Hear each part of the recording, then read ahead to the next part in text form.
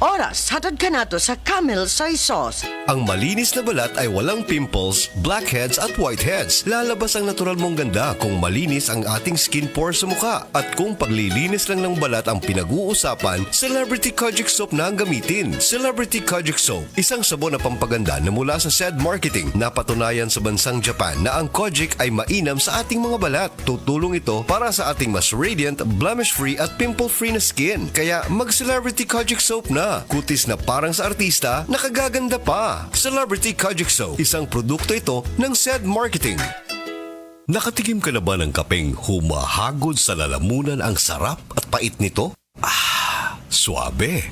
Naririto na ang kapeng masarap na nakakatulong pa sa kalusugan. SED Panyawan Coffee Mix. SED Panyawan Coffee Mix. Taglay ang pait at lakas ng panyawan herb na nakakatulong magpalakas ng katawan at mangosteen na siyang nakakapagpalakas ng ating immune system. SED Panyawan Coffee. Tamang pait, tamang lasa, tamang nakakatulong sa katawan.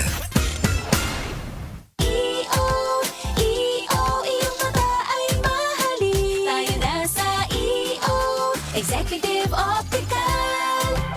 EO Executive Optical. Ang practical. For expert eye care, come to EO Executive Optical. With over 300 stores nationwide, EO Executive Optical. Love your eyes.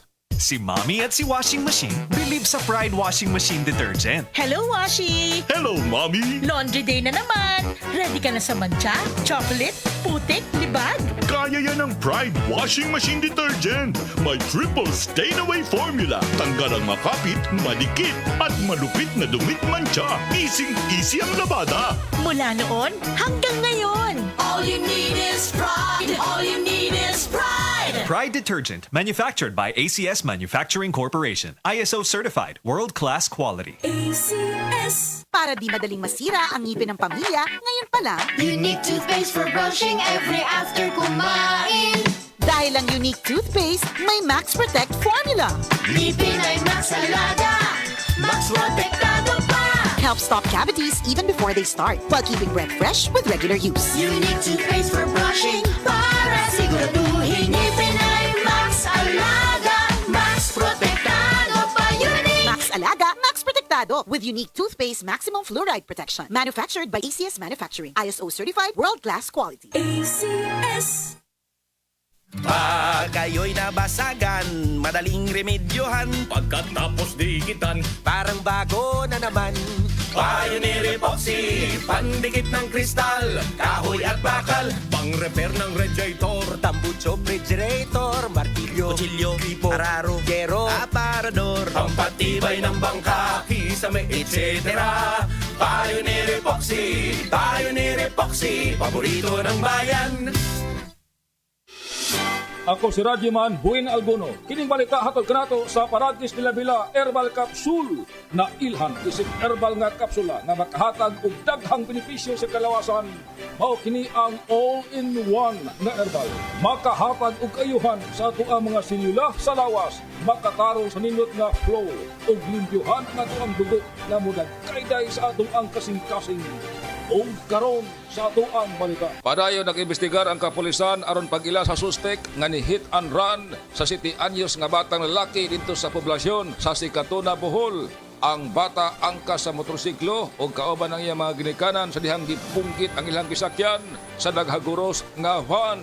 Ang bata nakabsan sa kinabuhi ug naangol usab ang iyang mga ginikanan samtang ang driver sa nakadasmag nga van yan orang ni Bia sa mga biktima. Kadtong balita hatod kanato sa Paragis Bila Herbal Capsule. Alang sa kumplito nga kombinasyon, gamita lang ang Paragis Bila plus Herbal Capsule.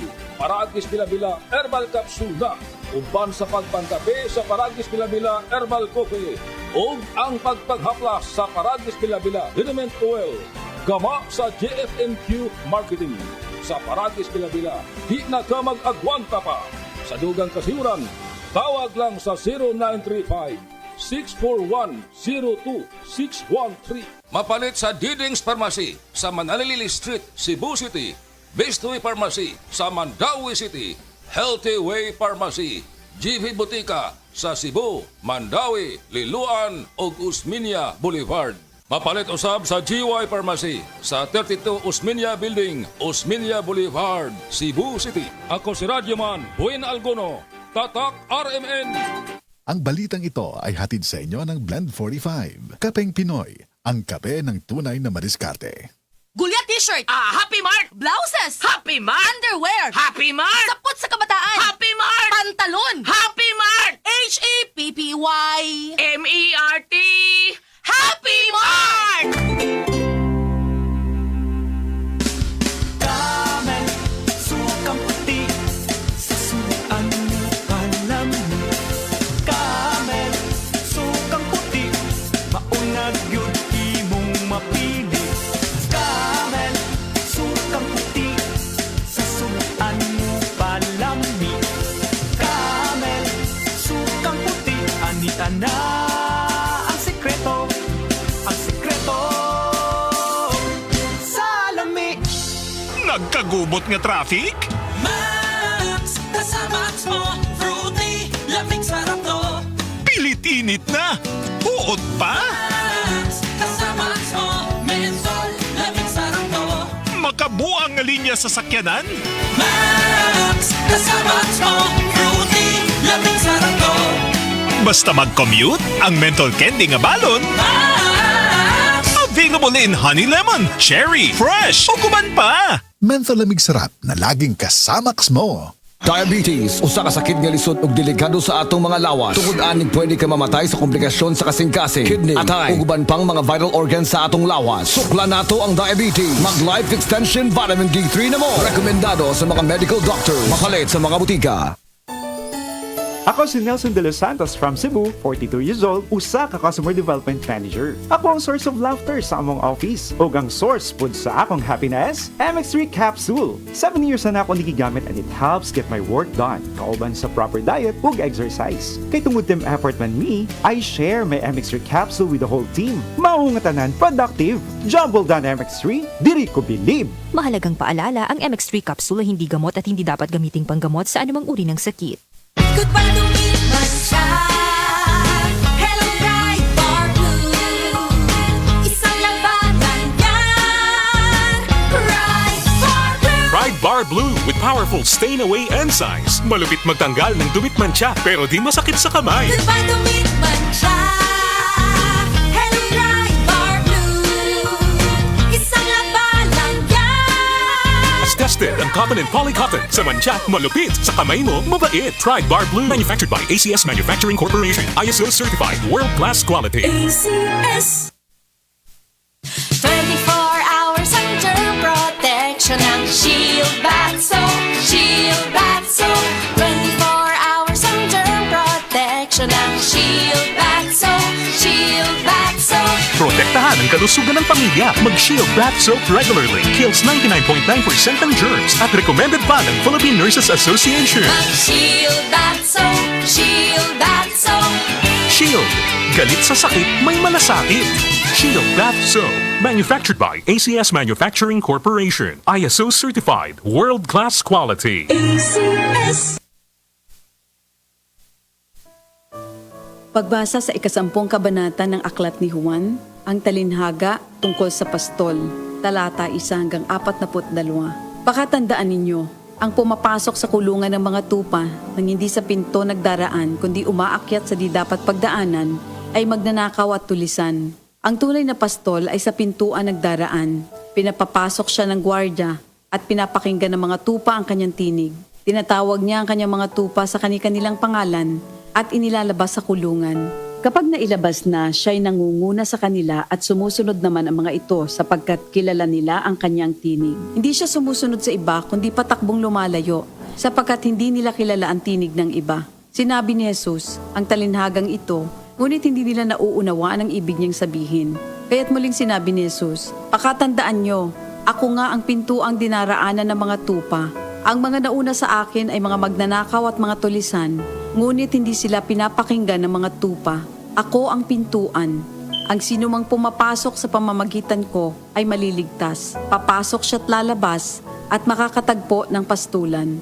Dumarating ang magnanakaw para lamang magnakaw, pumatay at manira. Naparito ako upang ang mga tupa ay magkaroon ng buhay, ng isang buhay na masagana at ganap. Ako ang mabuting pastol.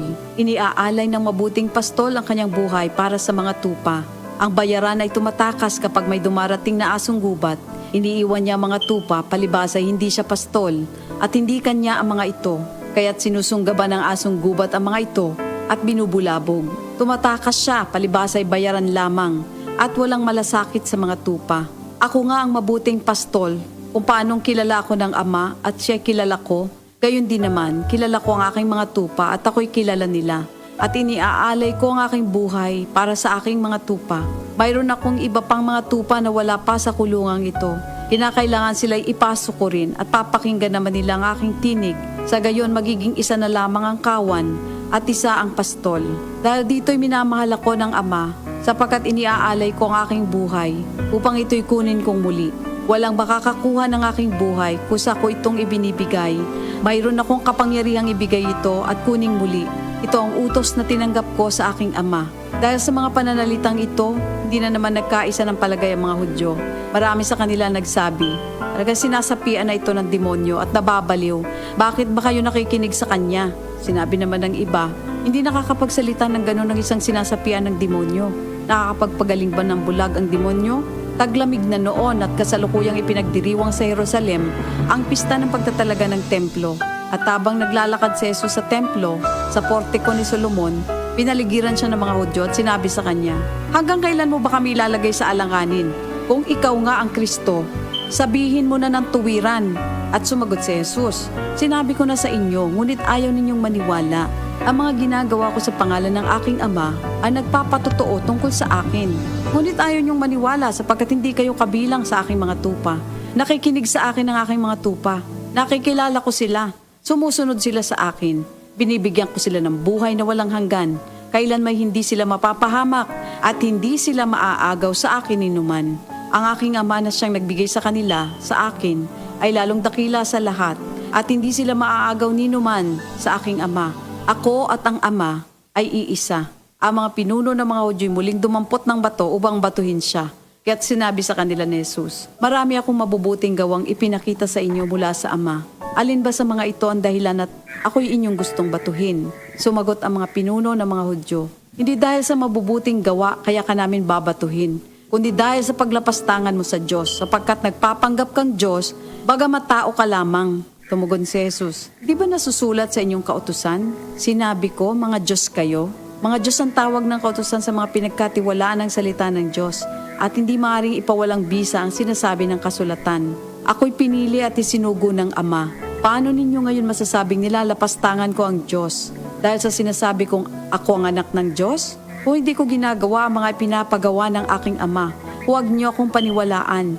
Ngunit kung ang ginagawa ko ay ang mga ito, paniwalaan ninyo ang aking mga gawa kung ayaw ninyong maniwala sa akin. Sa gayon matitiyak ninyong nasa akin ang Ama at ako'y nasa Kanya. Kaya tinangka naman nilang dakpin si Jesus, ngunit siya'y nakaalis. Muling pumunta si Jesus sa ibayo ng Jordan sa pook na dating pinagbautismohan ni Juan. Habang naroroon siya'y maraming lumalapit sa kanya. Sinasabi nila, si Juan ay walang ginawang himala, ngunit totoo ang lahat ng sinabi niya tungkol sa taong ito. At doon, maraming sumampalataya kay Jesus. Ito ang salita ng Diyos.